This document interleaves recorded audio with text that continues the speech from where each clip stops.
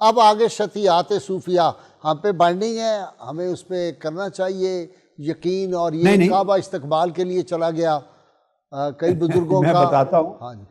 یہ جو شتیات کی آپ نے بات کی، صوفیہ کی شتیات، یہ ذہن میں رکھ لیں. شتیات کہتے کس کو ہیں؟ شتا کی جمع ہے، اس کا معنی ہے حرکت. صوفیہ جب تصوف، طریق اور معرفت سلوک کی راہوں پہ چل رہے ہوتے ہیں تو درمیان میں بڑے تموج آتے ہیں، زیر و بم آتے ہیں. جب اللہ رب العزت کی بارگاہ سے تجلیات ملتی ہیں اور محبت اور اس کے عشق الہی کا جوش و خروش آتا ہے اور اس میں فیضان کی تجلیات وارد ہوتی ہیں تو ان پر کئی بار جوش کا بڑا غلبہ ہو جاتا ہے اور وہ ان کے ہوش پر بھی غالب آ جاتا ہے. تو ان کیفیات میں ان کے زبان سے بعض اوقات اپنی واردات کے بیان میں ایسے کلمات نکلتے ہیں جو عجیب و غریب ہوتے ہیں اور ان کا معنی سمجھ سے بالاتر ہوتا ہے. ان کو شتیات کہتے ہیں. شتیات تصوف میں اصول اور تعلیمات نہیں ہیں. اگر بطور شتیات کسی ولی اللہ کی چیز ثابت ہو تو سمجھیں کہ جب وہ مسافر تھے، اس کے سفر کے دورانی زمانے کی باتیں ہیں، جب تک وہ کمال پر نہیں پہنچے تھے. جب ولی کمال پر صوفی پہنچتا ہے تو اس کا ظرف وسیع ہو جاتا ہے، پھر اس سے شتیات صادر نہیں ہوتی. تو شتیات اس طرح ہیں جیسے نہر ہو، اس کا ظرف چھوٹا ہے اور پانی بہت زیادہ آ جائے تو نہر سے بہہ جاتا ہے دائیں بائیں.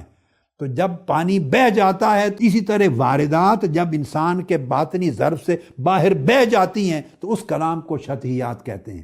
لہٰذا نہ ان کا انکار کیا جاتا ہے اور نہ ان پر اعتبار کر کے عقیدہ رکھا جاتا ہے. انکار اس لیے نہیں کیا جاتا کہ ان کی واردات ہیں. آپ اس میدان کے مسافر ہی نہیں ہیں، آپ نے وہ چکھا ہی نہیں ہے، آپ کو سرے سے اس کی الف بے جیم کا ہی نہیں پتہ. آپ کو کیا پتہ واردات کیا ہیں، تجلیات کیا ہیں اور کیفیات کیا ہیں؟ تو اعتراض نہیں کرنا چاہیے اور ان پر اعتقاد بھی نہیں رکھنا چاہیے، چونکہ وہ متشابہات کی مانند باتیں ہیں اور وہ ان کے وسطانی دور کی ہیں. جب تمکن اور کاملیت ہوتی ہے تو شتیات نہیں ہوتی، لہذا اس پر تصوف کا مدار نہیں ہے. تو نہ اعتراض. یہ اب بتائیں نا، کعبہ شریف جاتا ہے استقبال کے لیے؟ یہ جو واقعات ہیں کہ دیکھا غائب ہے، پوچھا کعبہ کدھر ہے، انہوں نے کہا فلاں ولی کے استقبال کے لیے کعبہ چلا گیا. یہ حقیقت میں تو نہیں ہوتا. ایسا نہیں ہو سکتا کہ کعبہ اپنی جگہ سے غائب ہو جائے، یہ مبالغہ آرائی ہے. اور ثانیاً یہ کہ جب کسی نے یہ بیان کیا کتب میں تو وہ کشفی حالت ہے. ہر ایک کو اللہ پاک ایک جسد مثالی بھی دیتا ہے، جیسے ملائکہ کو. وہ کشفی حالت میں انہوں نے کعبے کو دیکھا تو یہ استقبال ایک کشفی حالت ہے، ورنہ کعبہ اپنی جگہ چھوڑ کر ایسے کسی کے استقبال کے لیے نہیں جاتا کہ وہاں سے غائب ہو جائے. ایسا واقعہ نہیں ہوا. کشفی حالتیں وہ اہل کشف کے لیے زیر بحث ہوں تو اچھی ہوتی ہیں. آپ ان پر جب بحث و مباحثہ کریں تو لوگوں میں ذہنی طور پہ انتشار اور خلفشار پیدا ہوتا ہے، وہ اچھا نہیں ہے. علماء سیدنا احمد کبیر رفاعی والا واقعہ، سیدنا غوث الاعظم کا واقعہ، رسول اللہ صلی اللہ علیہ وسلم کا دست اقدس باہر آیا، انہوں نے ہاتھ ملایا اور اس طرح جو ہے انہوں نے بوسہ دیا. یہ بھی مکاشفات میں سے ہیں. ایسا امر نہیں ہے کہ وہ امر واقعہ میں حسی جسمانی طور پہ ہوا ہو. یہ مکاشفات میں سے ہیں. ولی اللہ کے مکاشفات ہوتے ہیں. تو دیکھیے جیسے آقا علیہ الصلوۃ والسلام کی زیارت ہوتی ہے اولیاء کو، خواب میں بھی عام مومنین کو ہوتی ہے اور اولیاء کو تو عالم بیداری میں بھی ہوتی ہے.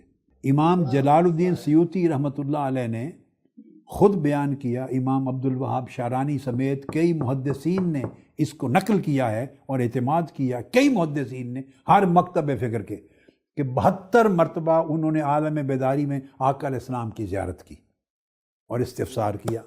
جب آقا علیہ السلام کی زیارت عالم بیداری میں ہوتی ہے تو دست اقدس کی بھی زیارت عالم بیداری میں ہو سکتی ہے.